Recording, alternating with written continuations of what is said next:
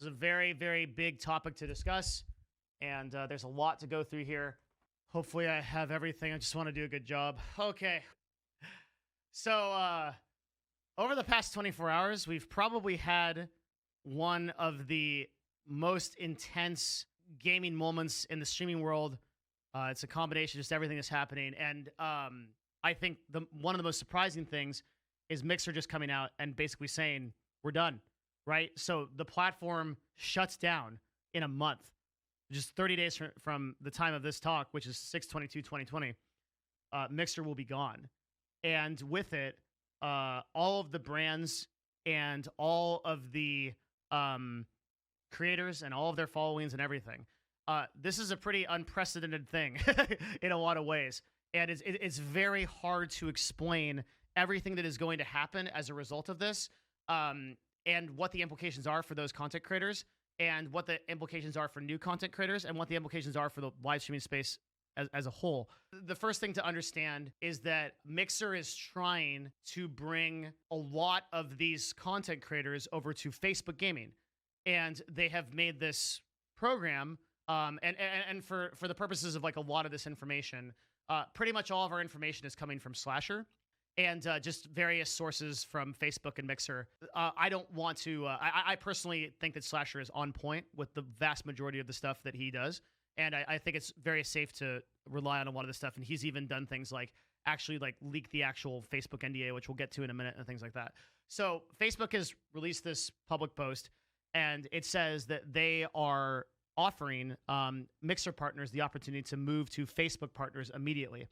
And what they're going to do, we're going to break out the notepad because we're going to need it. They're offering $2,500 to partners. Exclusive partnership, or sorry, partnership would be the right word. But that means kind of subs, donos, things like that. Exclusivity for 90 days. Meaning, important note here, you can only stream on Facebook for 90 days and nowhere else. Then after that period of time, you are free to stream on any other platform. So the reason why that matters, we will get to in a minute. What Mixer is trying to do is they're trying to get their partners over to Facebook Gaming. We're going to talk about that. But let me talk about first why Mixer is gone, okay, and what the decision was made. So we had Phil Spencer, the head of Mixer. Some of you may have heard that a creator named Millie worked at Mixer and raised some very concerning issues about the way that Black people are being treated at Mixer. And Phil Spencer, who effectively is like the spokesperson for Mixer and running it, made it very clear that this is not the reason that Mixer was shut down. From a business standpoint, I'm going to make it very clear to you in a moment why I think that's true. And, this isn't I want to be very clear, just like, because there's a lot of misinformation out there. This isn't a sudden response to that. This is a business decision on behalf of Microsoft that'll make a lot of sense once we cover it. So let's get a perspective on the market share right now. So as of the end of 2019, Mixer controlled only 2.6% of the market, up from 2%, whereas Facebook controlled 3.1% up to 8.5%. Twitch controlled the vast majority of the market share, but is declined 6%, right? Big bunch of technical things. All you got to remember about this is Twitch big, Twitch very big, YouTube also big and getting bigger, right? Facebook not very big, but getting bigger, kind of cool. A lot of market share, 5% of the market share. So the majority of the market share that Twitch lost, because for one to live, another must die, right? In 100% scale. The majority was picked up by Facebook, which is interesting, right? But Mixer only grew a very small amount. So this is the graph we're looking at. Light blue is Mixer. Dark blue is Facebook. The period of time is the 2017 to 2020, basically present day. And this is an amazing graph. It tells us everything we need to know about what's happening here. So Mixer, over a period of 3 years, grew 2%, okay? And Facebook, over just in a year's time, grew 345%. So this is massive, right? But you have to keep in mind that we have to compare this relative to this graph, right? They were at about the same market share in the beginning, so 2 to 3% respectively. So for Mixer to not make any significant moves within that market share compared to Facebook Gaming shows you, or really shows the team at Mixer, that there's nothing going on with this platform, okay? And this is something we've talked about for a long time. This is just something that is not going to happen, okay? And you have executives that look at this and they go, okay, this is not going to happen. It's not going to happen the way we're thinking it's going to happen. And I'll explain really quickly why that is.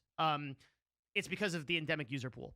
So Facebook has 2 billion users, right? Those are just users that are on the platform that are using the thing anyway. So when Facebook wants to pull people from their streams, they advertise directly to those users. They pull them over on platform. One of the key themes of this talk is going to be how difficult it is to move users over to other platforms. So if you are on a platform like TikTok, it is notoriously difficult to move your audience anywhere else. It's also true for any other platform, but some platforms are easier than others.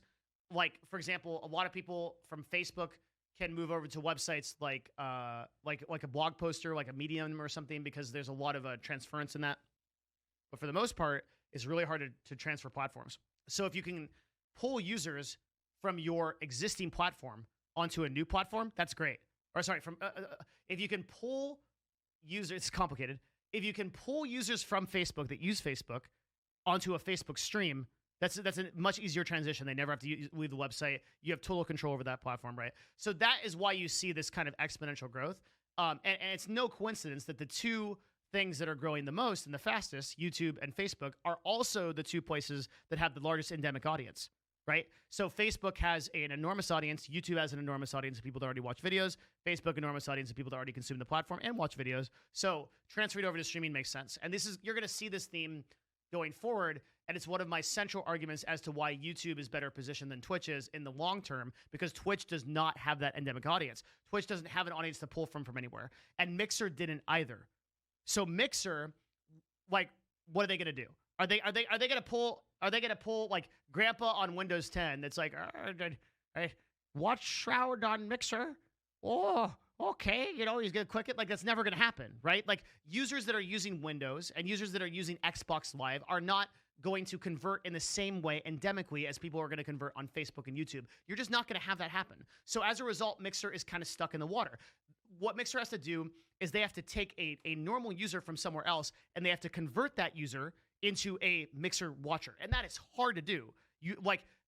This is one of the biggest problems that Twitch has, right? Is that they have to convert users over from these other platforms onto their website, and you have to get them into the emote culture, into like the watching streamer culture. It's a high amount of onboarding and education to get a Twitch user set up, and it's hard for that Mixer too. It's much easier if you eliminate a lot of that friction by already being on the website and already training them endemically, and YouTube and Facebook can succeed at doing that. So Microsoft saw these stats and is aware of these problems, right? These executives at the top level know everything that I do and more. And they saw these problems and they said, there's nothing going on for this website. So then what's the easiest way to cancel this out? Well, we should do a partnership with another platform and we should transfer those people over so we can give them some opportunity. But make no mistake, all of the people and I hate to say this, it pains me to say this, it really does, but it's one of the reasons why I'm here today giving this talk, because I want to help, I want to tell you the truth as best I can. The people that are transferring over from Mixer, even if you had very established brands, you're going to have a hard time on Facebook. You're effectively starting from zero. Because, again, what we were talking about before, conveying that audience or transferring that audience over is going to be very hard. And usually the way that you transfer that audience, let's bust out the notepad again, is you gradually stream. So this would be the most optimal way to do it. So, and by the way, like if you are making a decision to go to Mixer or to Facebook, you have 1 month to do this. And this is exactly what you should do. Every day, at every possible opportunity, you tell people about your new page and how to go there. And at the end of every stream, what I would do personally as a Mixer broadcaster, I would stream for 4 to 5 hours or however long you're going to do it on Mixer. And then I would say, guys, I'm switching over to my Facebook stream. Go over there and watch me there. And then convert them over in real time and do that every day for the next month. And then you have a shot at holding that audience. But it's going to be hard because there are still a lot of inactive users, people that are following you to check in once a month, once a week. Like you're going to lose a lot of momentum no matter what. But if you are thinking about going from Facebook to Mixer, that's your best bet is to do that. And then secondly, follow the freaking Devin Nash gospel, like written on the freaking like the mountain of wisdom. Diversify, okay? Diversify. You got to be on YouTube. You got to be on Instagram. You got to be playing that game, because you're shortchanging yourself by being on one platform. You take that risk. But I'm going to try to give you a better case for what I think people should do as significant Mixer partners. That's the reality for Mixer partners. That's just how it is. So let's talk really briefly about what those content creators should do. First of all, $2,500 is nothing. In the grand scheme of your brand, in the grand scheme of all of these Mixer streamers, $2,500 is a drop. It's a stimulus check. It's a drop in the bucket. Okay, it's like what you're losing as a result of being on the whole platform. It's not comparative, and so you don't want to make your decision based on that, and you don't want to make your decision based on, oh, I get partnership instantly, because getting Facebook partnership is already very easy. If you have the viewers, you get beelined into partnership. So all these benefits on like the Facebook, like here's what we give you, like none of this is like really significant. The way you should think about it is, okay, what is going to be best long term for my brand in terms of my goals and what I want to create? Okay, so there is one part of this that is really important, and that's that on Facebook you get 90-day exclusivity, but then you aren't exclusive. The 90-day exclusivity thing isn't right. Partners are being told there is no exclusivity. So that may be the case. If that is the case, then it is even more true. We don't know if the 90-day exclusivity thing is true. If it is true, or if it is not, then it's just, it doesn't change what I said. Because if it's 90 days, you stream on Facebook for 90 days, and then you move on to restreaming. If you don't have that exclusivity at all, then you start immediately, and that's even better, right? But everything I said stays true. I'm not sure exclusivity exists, but if it does, it's even better for broadcasters if it doesn't exist. Facebook Gaming says there's no exclusivity. You need to stream for 90 days, and during that 90 days, you need to hit 20 hours per month streamed on Facebook. I'm a Mixer partner. Thank you. Okay, obviously I'm going off of your merit. If that's true, then that's good, because that means that Mixer partners, like you as a Mixer partner, you need to stream every day on Mixer and be like, guys, and like split your, again, this is in the video, so I hope you got this, but this is what you should do. Stream for however many hours you're going to stream on Mixer. Guys, stream's over here. We're going to move our viewership over to Facebook Gaming. Come catch me there. I'll be streaming for a couple hours there. I'll chat you up, and then move over to Facebook Gaming. Do that every day, right? Just process those people, washing machine. Get them over there, and do that for the entire month, and you should be able to syndicate most of your audience over there. Hopefully, most of your active audience will come over. That would be the number one advice I have for you. And then once you are on Facebook full time, immediately start restreaming across to YouTube and everywhere you can, so you can maximize your audience. So for all the people that are going from Mixer to Twitch, and I think the reason why we're not going to see a lot of the larger Mixer streamers move to Twitch would absolutely be the wrong decision, in my opinion, because you are moving over to a platform where you have zero following, and you are now in a place that is the most saturated market possible with the lowest chance of growth possible. That is a bad situation. If you move your whole audience over to Twitch, it's going to be real difficult. It's going to be a real tough game. And I don't think that's the right, I think it's not the right answer for very, very few people. For certain streamers that left their Twitch audience behind and then now want to go back to Twitch because they feel like they have an endemic following there and they feel like they can convert it, okay, maybe. Those are their independent situations where it might be a good discussion. A lot of people, you could play the game this way, and this is what I think I would do if I'm in this situation. I would go to Facebook. I would stream for 90 days exclusively under Facebook, and then I would start multi-streaming to Facebook and YouTube, because so when you are a Twitch partner, you are exclusive to Twitch, and they're one of the only platforms that does this for all of their partners. So if you are on Twitch, your only option is Twitch as a partner. But if you are on Facebook, you stream for 90 days there exclusively, and then you move to multi-streaming Facebook and YouTube, and you build your brand in both places. You accomplish the diversification. You're posting. Also, by the way, you can also syndicate videos across from Facebook to YouTube in real time as well. So you can post all of your videos on your Facebook page that you can also be posting on your YouTube. So all the content you create effectively gets doubled across both platforms, and you have the exposure of both audiences. I think this maximizes your chance for success. And I think this is so a lot of Mixer streamers are going to be like, "Holy crap, I'm doomed." But this is actually an enormous opportunity for people that see it. And this is what I would do. you can, by syndicating all of that content, you're exposing yourself to double the audience, and simultaneously you're maximizing your chances, because if you blow up if you don't do well on Facebook but you do better on YouTube, you can make that transition instantaneously, right? Or if you do better on Facebook than YouTube, then vice versa. And I think, for what it's worth, I think Facebook is very dedicated to their gaming platform, and I don't think it's going anywhere. And I think that its growth is encouraging. Like we're seeing, like capturing 5% market share may not seem like much to you guys outside of the business world, but it's a lot. It's a lot. Like especially when you have an entrenched competitor like Twitch, which is like, we have been here since 2012, and like, this is our house, man. Like, you can't come in. When you come in and you take 6% of their market share in a year, that's pretty freaking impressive. That's good stuff, right? So Facebook has a lot of indications of being a pretty healthy platform. As much as people sleep on it, they've done a lot of changes. They've done a lot of UI changes. They've done a lot of monetization changes. They've done a lot of exposure changes. I think Facebook cares a lot about being a media presence more than Microsoft does. Like, Microsoft's business doesn't run on the back of, like, actually, I'll explain this really well. I've got it. Okay. So Microsoft, like, if Mixer lives or dies, it's not fundamental to the function of Microsoft. Microsoft's the most profitable company in the world because of Azure, because of of Windows, because of the B2B relationships they have, right? They've got a lot of stuff going on. The thing that differs Microsoft, Twitch, Facebook, and YouTube is Facebook and YouTube. What is the core of their business? People that are smart with business will know. How do they make all their money? Ads, right? It's ads. People are saying it. Good job. I'm proud of you. Ads. Ads are the way. Google turned over $30 billion of profit in a single quarter in 2019 in ads, right? Facebook, ads. That's how they make money, okay? So Facebook is incentivized to have a media platform like live streaming because they push their ads through it. YouTube is incentivized to have a media platform like live streaming because they push their ads through it.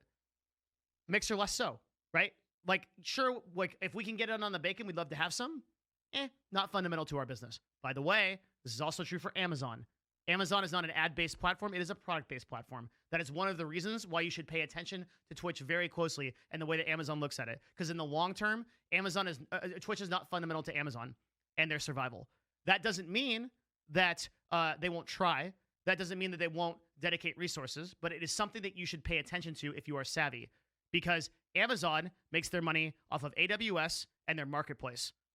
They sell shit, right? So if Twitch is not a good platform to convert that kind of stuff, then it is not going to be as high priority in the eyes of the overlords as something would be to Facebook. So, for example, the Facebook gaming directors and the YouTube directors report directly to Google's CEOs. In fact, Susan is the CEO of YouTube. So Google thinks it's important enough to have a CEO in that position, right? But Amazon like has a CEO of AWS, for example, or a CEO of like Andy Jassy, or a CEO of the marketplace, but does not have a person in Amazon controlling Twitch. They don't think it's that important. So you need to pay attention to it. Instead, there's a separate CEO that runs Twitch, right? So this is interesting. So like, you can look at these kind of things. But enough on that. So back to Facebook and Mixer. Facebook and my point is that Facebook and YouTube have a very bought-in reason to be continuing to grow these platforms and to make this happen. They really want these sites to succeed. So if you're thinking about the next 2 to 5 years of your career, it's not unreasonable to consider Facebook, right? But I am always an avatar of a diversification. I differ from some other content creators in this way, and I differ from some other people, but those people are wrong and I'm right. Diversification is the end all be all, no matter what. You always want to be diversified. That's the end of it. I know there's a lot of memers that say restreaming is bad and dilutes your brand, blah blah blah. You're wrong. It's just wrong. It's just not true. I'm right. I'm the best. Okay, when it comes to this, that's it. So, like, diversification is very good. If anything proves that, it's Mixer, okay? How are all the guys right now, what are they saying when they built their entire brand on Mixer and it disappears overnight, okay? Are they thinking they should have streamed on other platforms? You bet your ass they are, okay? How's that not restreaming thing working for you? If you have something like lack of exclusivity through something like Facebook or YouTube, you abuse that stuff right away, right? You do everything you can to do that. If you can syndicate your content across multiple different platforms, you do that shit immediately. You take advantage of everything that you are given. That's it. That's how it is. Okay, what else? Do you think platform loyalty is stupid? Yes. Platforms aren't loyal to you. You should not be loyal to platforms. Good question. Yeah, they don't give a fuck about you. Unless you're under paid contract with them and they're paying you every month to be there and they're providing you benefit and you have an AM that's dedicated to you, they don't give a fuck about you. So why the fuck should you should be loyal to them? It's just a transaction, bro. It's business. Like, don't get your identity caught up in it. Like, I bleed purple. I'm like a fucking Twitch streamer. Like, yeah, you know, like, they don't care. Like, right? There's like, nobody at Twitch got your back. See? You mentioned follower counts. How can Pokey get 15K average of 5 million followers? They're 25K with 2.6 million. They're really interesting how they both convert. Well, the amount of followers you gain per day is not relative to the number of followers you have. It's relative to the amount of exposure you have through third-party platforms.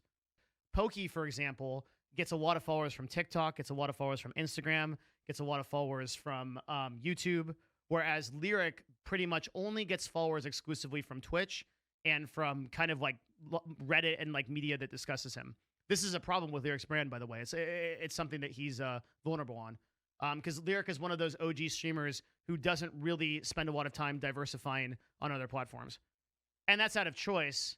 And that's because, you know, he also doesn't have a lot of ego about it. He's good, but it's something to think about. I just looked at Pokey's social blade and fuck, her following count is insane. Is it though? Consider all of the places where Pokey is getting followers from. And this is an example of why diversification is so important. Not a day goes by where I don't talk about Pokey's success on this platform and how well she's doing at it, but it should give you some indication, right?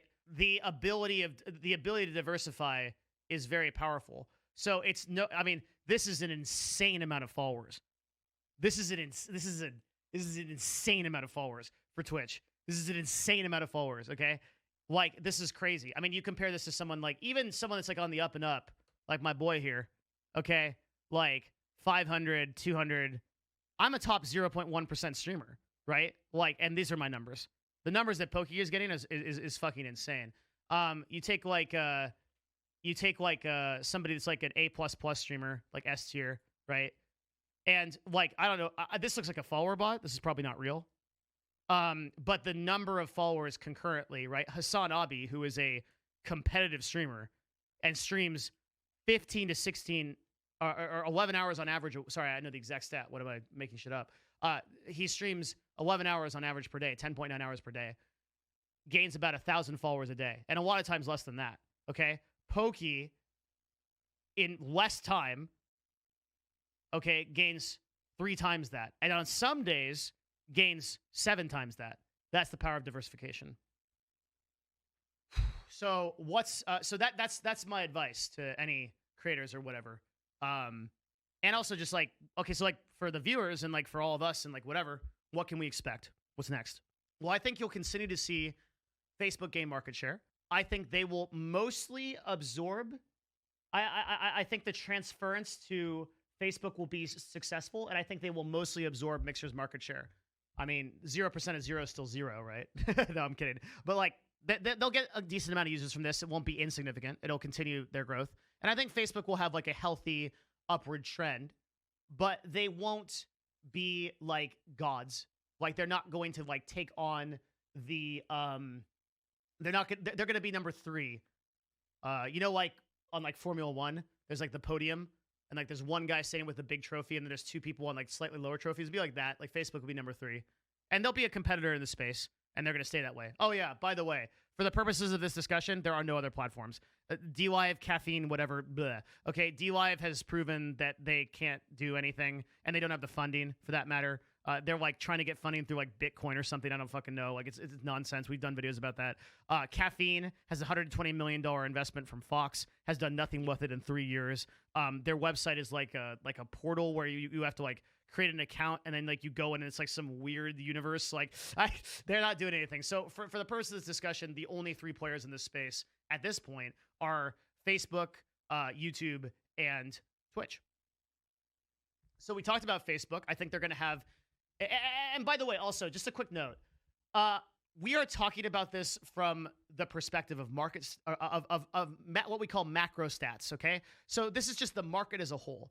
What the market is doing as a whole shouldn't necessarily inform your decision, because like just because Facebook is only 8% of the market share versus Twitch, which is 61% of the market share, doesn't mean that you can't have a huge platform on Facebook. You can have 20K viewers on Facebook, right? Because you can be a big fish in a small pond, right? Rather than a small fish in a big pond like Twitch, right? Where even like having 1,000 viewers on the website is statistically impressive if you look at the macro stats, but there are a lot of people in the top categories with that kind of viewership. So don't think that you can't stream on a place like Facebook, or you can't create content on a place like there because you're small or whatever. Like it's same for like viewers and stuff like that. Like, you know, you just have to be cognizant of these things. Okay, so then we talked about Facebook and where it's going, which is basically TLDR, long-term healthy growth, I think, over the next 3 to 4 years, and I don't anticipate anything really changing that. I think they're going to continue to pull from their endemic user base. They're going to continue to do well. Let's talk about YouTube. Okay, YouTube. Everybody is sleeping on YouTube. Everybody. Okay, and I used this example before. I'll say it again because I think it's just so poignant. At the height last week of Twitch's greatest success, which was the PS5 event, they announced that Twitch had 6 million concurrent users on the website, which is impressive. It's a good number. Okay. In 2018, Fwiz announced, the head of YouTube Gaming, that on YouTube at any given time, there's 200 million people logged in with gaming, just with gaming on YouTube. That's only the gaming section of YouTube. Okay. So the comparison here is just staggering, right? Like the number of people that are already consuming gaming content on YouTube compared to Twitch, it is unfathomably larger. And by the way, this was 2 years ago, and the Twitch thing happened last week. so there's no contest, right? YouTube has grown over 300% since then. It's insane. So YouTube is the sleeper, and everybody is sleeping on YouTube. Everybody, man. Like people are sleeping on YouTube because I've explained this before. Twitch is very insular. The people that watch Twitch tend to think that like this is the only thing out there, and that's it. But there's so much. There's so much, man. YouTube has nowhere to go but up. And I think I've talked about in previous videos that I think that a lot of content creators are switching over. One of the things that is like a big flag for me that I'm noticing is a lot of streamers are moving over to Twitch from Twitch, and they are getting better viewership results on YouTube. So Courage JG, for example, who was like an 8 to 10K viewer streamer on Twitch, which is impressive, is like a 20 to 25K streamer on YouTube, and particularly during like Fortnite events can be up to like 200,000 people. And I want you to imagine that 200,000 people on an individual stream. And also there were individuals on YouTube that were getting 500,000 people on Fortnite. And in fact, I think Laser got 900,000 people peak on YouTube for Fortnite. Okay, so let me just say that again very slowly so people understand how insane that is. A single streamer, not a company, not hosted, one streamer had 900,000 viewers. And the viewers on YouTube are classified the same as they're classified on Twitch. It's the exact same number. 900,000. That is unheard of on Twitch.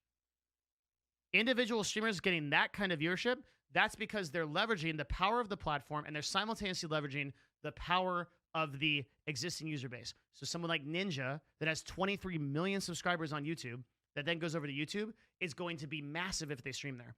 So there is an enormous amount of potential for small creators as well as large creators on YouTube. And if you have listened to me over a period of time, a pretty big reason for this is because of algorithmic learning.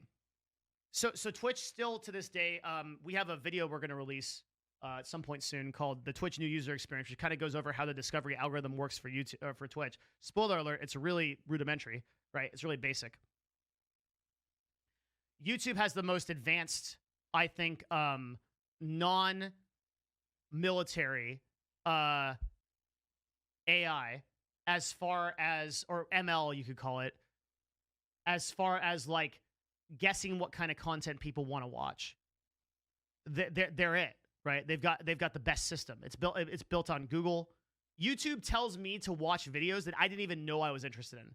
Okay, they're like, hey, you want to learn why like Anakin actually fell to the dark side, and like I'm like, yeah. They're like, and what he really thought of Darth Sidious. I'm like, yeah, I do want to know that. And they're like, well, I got you, bro. Here's your video, right? Like YouTube recommends videos that very frequently I can go to my, so a lot of the way that I consume YouTube is I go to my YouTube tab and I just look at the videos that I'm recommended, which is insane. Like it sends me videos and I'm like, I want to watch these. That's crazy that it can do that. It's for a lot of people consume YouTube that way. You can't consume Twitch that way. The way that you consume Twitch is you consume Twitch by going to your following page of people you've already discovered and then going and checking who's on, right? Like Twitch does not do a very good job of recommending you other streamers. Usually you find that out through collaborations. So it's like if you're watching one streamer and then that other streamer comes on with that streamer and you go, oh, I like this streamer, you might go check out their channel. But it's a very different way of consuming things. So YouTube is the sleeper here, and I think YouTube stands to be a very impressive platform as time goes on. But the other thing I want to bring up, and to some extent it's beyond the scope of this video to discuss, but I think it's relevant. If you look at Twitch right now, things are not so good. We've recently had a lot of very high-level people at Twitch come out with concerns about Twitch's HR and the way that their leadership is handling some of the recent moments in gaming, and that's combined with a lot of community disgruntlement over bans, the way that streamers are being treated, over monetization of the website. I think it's safe to say that it is the opinion of many people in the Twitch community that the leadership of Twitch is not doing a good enough job at communicating actionable results on these issues.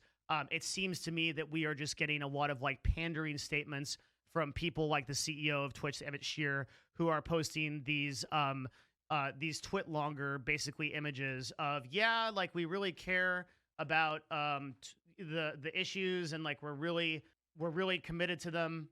We'll see if I can find what I mean here. Just posting these kind of platitudes, these PR platitudes.